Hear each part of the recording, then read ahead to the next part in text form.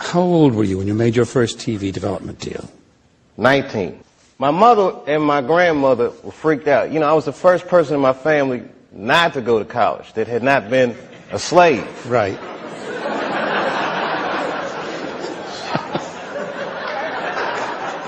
So I was really breaking from tradition, and it was like a graduation lunch we were having, and they had my dad come and talk to me, and my dad takes me outside, and he's like, listen, and this is some advice that applies to all you acting students.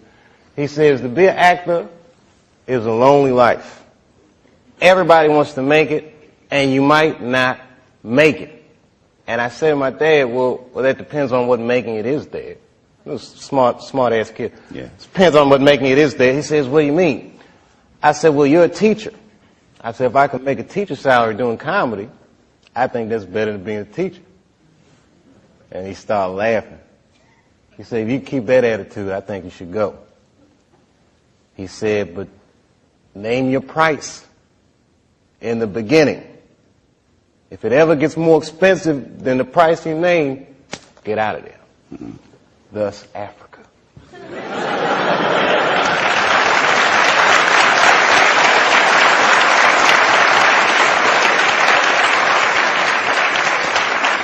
Oh, man. Yeah, oh, you guys are going to learn a lot tonight. What can they learn?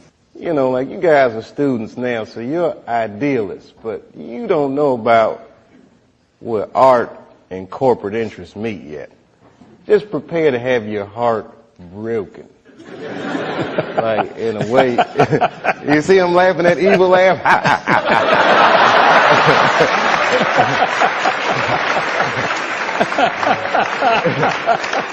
Because he knows, man, and everybody laughs at me, but just get your Africa tickets ready, baby, because it's coming.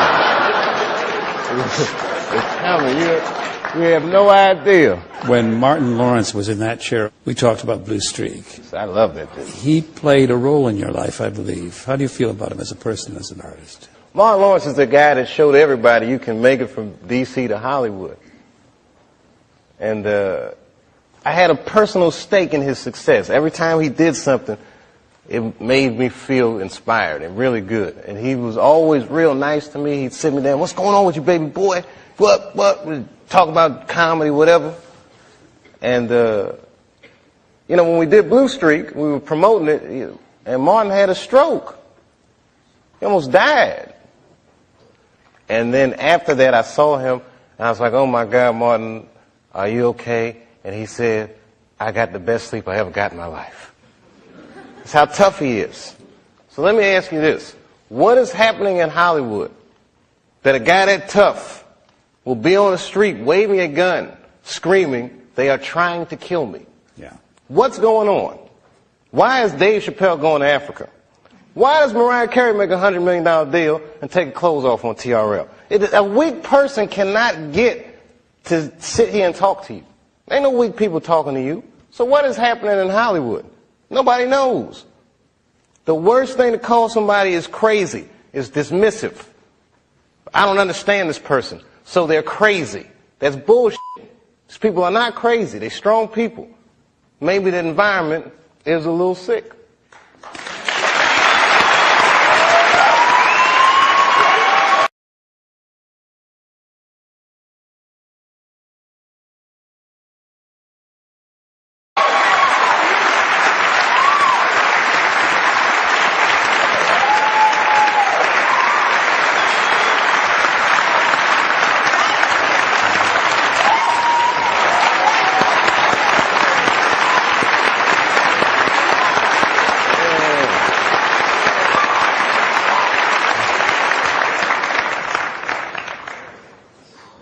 Oh, I'm dropping dimes tonight. I've had a long year, Mr. Lipton. We're on our way. What did you mean, Dave, when you described your father's death in 1998 as the beginning of a terrible decline? I was 23 when I was doing Half Baked. I was getting ready to turn 24. And I was going through all the things that a dude goes through when it goes from one level to the next. I was starring in a movie that I wrote. So things start getting crazy around you. Yeah. And my 24th birthday was coming on August the 24th, and I said, this is going to be a big one. And the morning that I turned 24, phone rang, and my sister was like, Dad had a stroke. For the next year, I watched my father teeter on life and death. And it was just all this stuff, man. Like Dad was down, the half-baked didn't come out the way I wanted it to come out. I was real upset about that. Because it was a real cool script, and then I saw it, I was like, hey man, you made a weed movie for kids. And it wasn't for kids, a script, you know. It was all these things, so much pressure. Africa. Then I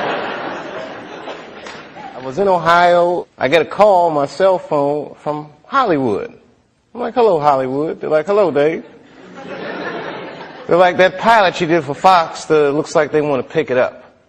We need you to come out because they want to meet with you. And I was like, well, listen, I can't really come out right now. Got a real bad situation at home. Can we talk about this on the phone? No, they would rather meet with you in person. But you know, like the whore that they turned us into. I jumped on that plane and left my father's bedside, which I regret to this day. And I went out and I sat with these people in this room. And if you can imagine a large circle of people, and I was 12 o'clock, the black dude. Yeah, Dave, we really liked the show, but the pilot episode was about me getting booed off stage at the Apollo. They go, but what are we going to do about it? I mean, there's not really any white people in it. So, well, it's about the Apollo. It's not really white. Well, we were thinking about the girl on the show. We didn't think she was that funny, not that good looking. I think we should recast her. Maybe, and they started using terms like universal appeal. Basically saying they want me to recast the girl with a white woman. I say, yeah, I don't think I can do this, and I quit. On the cover of Variety, Chapelle pulls the race card. The race card. And I get calls from Newsweek, 60 Minutes. Everybody, we want your story. Now I'm scared to death. I'm like Rosa Parks or something. I'm like, I'm not ready for this. I was just venting a little bit. And then, a few months later, Dad dies. And that's hard for a young dude in his life. That's a real tough loss. I was there when he died. And he went from being my father to what are we going to do with the body? Within moments, it was over. And I'm going through all this stuff, and this is the guy I would usually talk to, right? Dad. Now I got to figure this out for myself. I don't want to figure this out for myself. I was beat down. I wasn't living right. You know what I mean? Like the weed thing was just a bad habit at this point. And you know what I mean? All these, chicken head girls you mess with when it comes with the territory. I'm just being real. Just being real. Just wasn't living right, man. I didn't feel good. And the stand-up stuff was just some angry stuff. It was just like I was kind of bottoming out. But when my dad died, because I've been commuting back and forth to Ohio so much, that's when I bought the farm, which I called the F*** you Hollywood farm. Did you stay in Yellow Springs for a while? I live there to this day. I live there to this day. I'm raising my kids there. Look, man, at that point in your life, it's something so real in contrast to what Hollywood is, a very powerful illusion.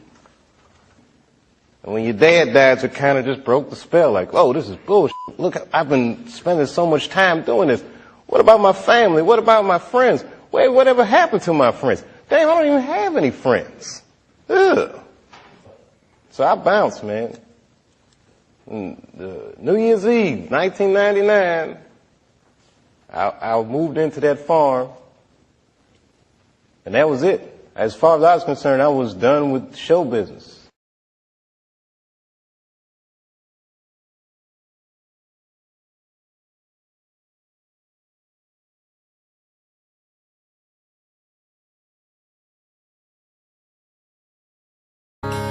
still live in the sticks where you wouldn't go, in a town of 1,200 off an old dirt road, and a country boy is all I'll ever be.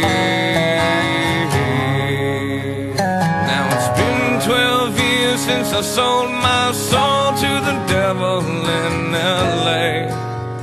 He said, sign your name here on the dotted line, and your songs they all will play. He set up shop. He said, you wanna sell 1,000,000 records, boy, better listen to me. He said, change your style, widen your smile, you could lose a couple pounds. And if you wanna live this life, you'd better lose that wife. Do you need your friends around? I said, no, that's not me. 'Cause the biggest things in life are your friends and family. And I like my jeans and my old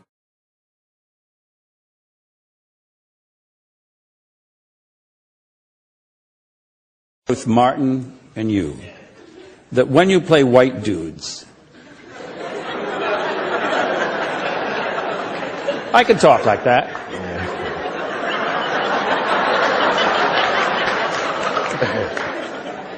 Now don't make fun of me. That when you play white dudes, your speech is pitch perfect, which led me to realize that either one of you could, if you wished, speak that way all the time. In other words, is it a matter of choice? Every black American is bilingual. All of them. We speak street vernacular and we speak job interview. There's a certain way I gotta speak to have access. If I'm sitting across the table from a studio exec, you know, sometimes they'll do it to me. Say, my man, what's happening? I'm so, hold up, no. And I gotta throw out them big words. I gotta let them know that my parents are probably smarter than your parents. Yeah. And much better educated. They're much better educated than your parents, but they may not have had the access that your parents had. But this is show business. I can climb that socio-economic ladder just off the merit of my skills. I can talk that shit. It's a God-given gift. So, you know, yeah, I speak in street vernacular because when I'm talking to an audience of people, I feel comfortable. It's like an extension. Really, crowds are like my friends. It's the most consistent part of my life since I was 14. But in certain situations, you know, I gotta use that job interview well. I don't like that deal. Can you see a time in your life ever when you won't be doing stand-up? This past year, I did the least stand-up I've done since I started. 'Cause I was freaked out, man, with the fame thing and being called crazy and drug addict and all these things. Scared me. You know, being treated that way. Like I'm not a person anymore. You say this shit about me in front of my children, and you know, who the f*** do these people think they are?